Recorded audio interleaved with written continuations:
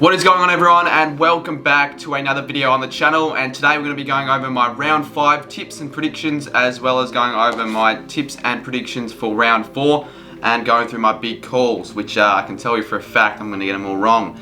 So let's just quickly go through round 4 and see which tips I got correct.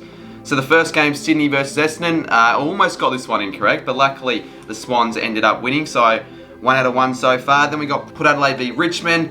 I went for a flip of the coin toss and I went for the Tigers, but unfortunately the power won, and I probably should have just gone for them for home ground advantage. Then the next game was Bulldogs taking on the Brisbane Lions, and I got this one correct. The Lions won convincingly. And then I'm happy I got this one incorrect. I tipped the Eagles to beat the Saints, but the Saints ended up winning in a comeback, so I'll take that. And then the next two I got incorrect. I tipped the Suns to beat the Blues. The Blues got the job done, and then probably the upset of the round, arguably, GWS beat the Pies, in which I tipped the Pies. But then I got the next 3 correct. I got Adelaide winning over North Melbourne, Melbourne winning over Geelong, and Fremantle winning over Hawthorn. So it wasn't the best round for me. I only got 5 there, which I think in my other 3 rounds, I've gotten 7, so now I'm on 25. And quickly as well, I'm going to go through my round 4 big calls to see if I've got to do a punishment. So the first game, Sydney v Essendon, I had Sydney to kick over 17 goals, and they only kicked 11. They kicked 17 behinds, which pisses me off. Port Adelaide v Richmond, I said that both teams will score over 100 points, which I never actually thought was going to happen, and obviously didn't. The highest score was 79. Bulldog v Brisbane, another one that annoys me. I had the Lions to kick over 15 behinds, but I think the Dogs, they got like 13, so the Dogs almost got the job done rather than the Lions. And in the Saints West Coast game, I had Josh Kennedy to kick over 5. Luckily, he was pretty quiet. He only kicked the 2. King, on the other hand, he was the one who kicked 5 goals. He played a good game. Next game I had between Suns and the Blues. I had Gold Coast to come back from behind in the last quarter and win. That could have happened, because they were trailing in the last quarter, but the Blues obviously got the job done. And in the Pies v Giants match, I had Steele Sidebottom and Scott Pendlebury to combine for over 65 touches, and yeah, that didn't happen, obviously. And then in the Sunday games, North v Adelaide, I had Tex to kick 6. He kicked 2 in the first 3 minutes and then went a bit quiet, unfortunately. Melbourne v Geelong, I had Geelong to win the free kick out by 10. Little did I know, though, that the Cats actually have the least amount of frees in the comp at the moment, and they lost that one by 2. And then Freo versus Hawthorn, I had that I predicted the combined margin to be the combined score to be under 135, and it was like I'm pretty sure the combined score was something like 175. So I got that one incorrect. I thought the weather conditions would have been worse. Bloody UCAT telling me there was a cyclone there. So bold calls. Unfortunately, I got 0 out of 9 is not great whatsoever.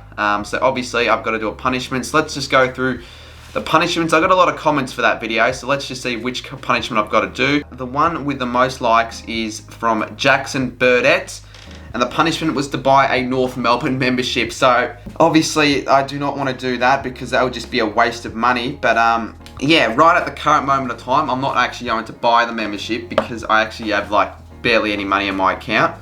However, in following weeks, that will be put in along with a trip to Geelong to go and get KFC. That will put in the punishment that I've got to do file right there. So I've just had a look at the North Melbourne website, and yeah, the cheapest membership that they have on sale is $65 for the junior section, which I feel like it's a bit of a.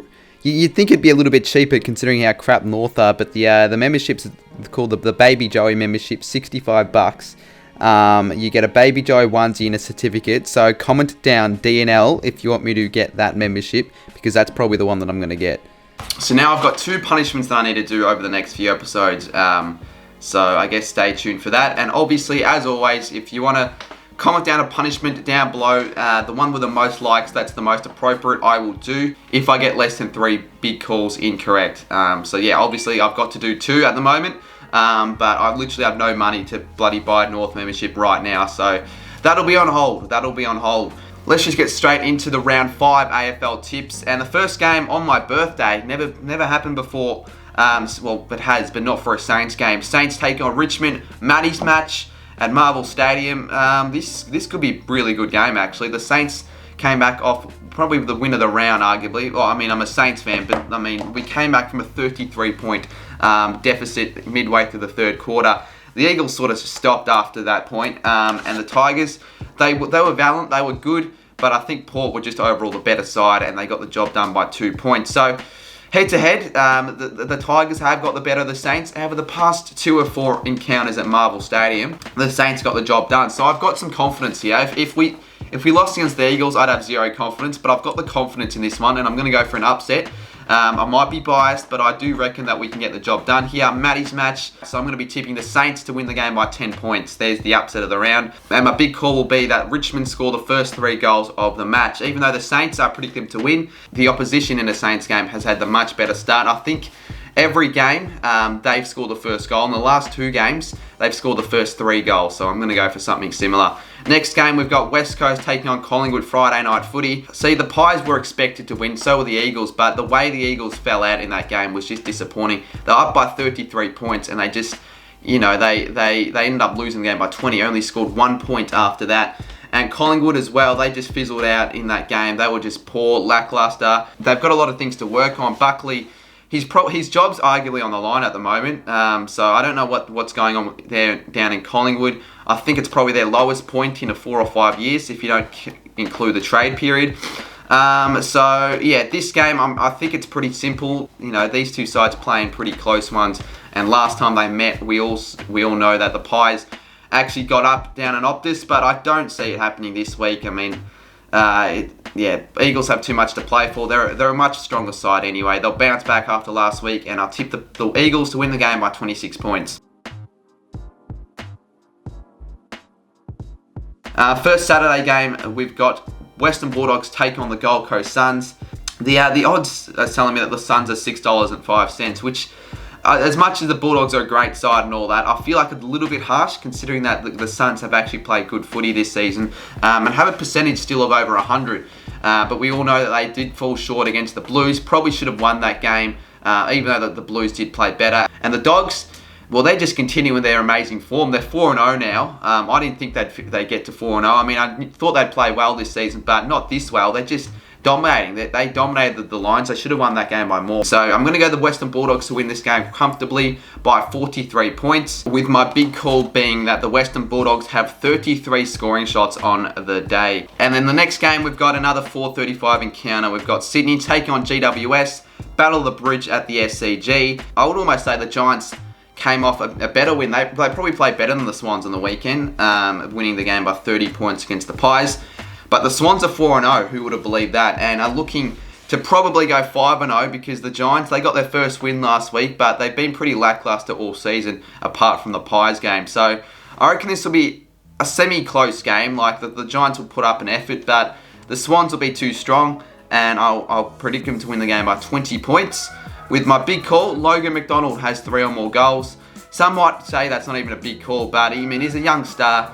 He wasn't too great against the Bombers last week, but I reckon he'll bounce back. And an even bigger big call, he'll get the Rising Star nomination for the week. Next game, we've got Carlton take on Port Adelaide, 7:25 at the MCG. This could be arguably one of the games of the round. We all know what happened last time they met. Robbie Gray kicked a goal after the siren in a thriller. And this could have similar repercussions. It'll be pretty tough to go for the Blues though, because the Power have been obviously the better side this season. And I know the Power are missing, I think, Dersma and Butters. I mean, the Blues, if they win this, I reckon they're a serious threat for finals, but I don't see them getting the job done. I'm going to go safe. I reckon this will be a pretty close game, but the Power will be too strong and win the game by 18 points. With my big call being that there will be 15 or less behind scored in the entire match. For some reason, when these two sides play, it's generally quite accurate, so there you go, that's my big call. Next game, on the same time slot, we've got Brisbane take on Essendon at the Gabba, and this is simply a must-win game for Brisbane. However, even though it's against Essendon and it's a home game, this could be a danger game. The Lions yet to win a game at the Gabba after round 5, which no one would predicted. And, I'm assuming they'll get the job done here, although the Bombers have been pretty good the last 2 weeks. The Lions, they were just outclassed by a better side. I mean, I didn't watch the game, but from what I was told, the Lions didn't even play too bad. It was just the total domination from the Dogs. So look, the Lions are definitely a better side. I still rate them. I still think they will make the finals. But if they lose this game, I think I'll have other opinions on the Lions. It's just a must win, and I'll have them win the game comfortably by 35 points. And my big call being that Jake Stringer doesn't kick a single goal. He was obviously really good against the Swans and the Saints. But, you know, sometimes Stringer can have an off night, and I reckon that the Lions' defence will hold him down well. Now for the Sunday games, we've got the first one being Adelaide v Fremantle at Adelaide Oval. Now this, although not too many people are probably going to be looking forward to it, this is arguably going to be the closest game of the round. These two sides are probably the most evenly matched up sides of the round. Adelaide, yet again, just continuing their really good form. They outclassed the Roos. They were challenged in the third term, but they kicked 8 goals in the last quarter. And the Dockers, you know, they started pretty quick off the blocks against the Hawks. You know, the Hawks pegged the lead back, but they were still good enough to win the game. So it goes to show that the Dockers really can only play their best footy at home. So this will be a challenge for them against Adelaide. I'm sure the Dockers will think that they can win. But Adelaide have just been, I reckon, slightly better this year. They're 3-1. They could go 4-1, and they've got Hawthorn next week, which you never know. They could go 5-1. So I'm going to tip Adelaide in this one by 2 points. I reckon this will be a belter of a game and could almost be game of the round. And my big call will be that Rory Laird has 35 or more disposals. He had a pretty good game last week and the week before, so I reckon he'll back up his good form. And the next game, we've got Hawthorn taking on Melbourne at the MCG. But the D's have just been absolutely outstanding this season. They beat the Cats quite convincingly. Should have won the game by more. They're now 4-0. The Hawks weren't horrible last week, but they I was expecting them to lose, in which they did. This could be a danger game for the Demons. You know, the Hawks usually play well at the MCG. But, you know, you just can't go past the Demons. They've just been the better team. I'll go for a bit of a close game. Melbourne to win the game by 17 points. And my big call, Clayton Oliver and Tom Mitchell combined for 70 plus disposals. And then the last game of the round, we've got Geelong taking on North Melbourne at GMHBA Stadium. And I want to just show you the odds. I haven't seen odds this one-sided in quite some time, since the days where the Demons were getting pumped by 100 every week. Yeah, well, what really can I say? No one's going to tip the Roos unless they are being an absolute idiot. You just can't go past the Cats. They've been pretty average. They've been lackluster the past 2 weeks. They honestly could have gone 0-4 if the Hawthorn and the Brisbane game went the other way. But they're 2-2. They should pump the Roos here. The Roos have just been horrible. They've been getting belted every week. They conceded 8 goals against the Crows in the last quarter. Like, that was horrible. I'll have to go the Cats here, obviously, at GMHBA. They win all their games at GMHBA anyway. And I'll go the Cats to win the game by 71 points, with my big call being that the Cats scored 12 goals in the first half. And those are my tips for the round. I only really went the one upset, which was my own team. But you sort of have to go safe in a few rounds. And I feel like those are some pretty safe tips. So yeah, if you guys enjoyed this video, leave a like and subscribe for more AFL content. But comment down below punishments for me to do for next week, and the ones that are the most appropriate with the most likes I'll have to do if I get 3 or less big calls correct. And if you want to join my tipping comp, link is down below in the description. I actually forgot to go through the tipping comp. We've got 232 people. Last week we had less than 100, so I'm sitting 43rd with 25 correct tips. I had a shocker that round. Well, the top 10 I'll go is Ravioli with 28, Logan Horton 28, RNG Puppy with 27, the URK, Platinum, Lucas 143, King Guru, Mika's Universe, P Likes an Upset, and ESPN Fan something with 27, rounding out the top 10. So I'm 42. I'm 42nd. Hopefully I can bounce back. The tipping comp is linked down in the description. Subscribe to the channel for more AFL content, and I will see you guys soon in my next video.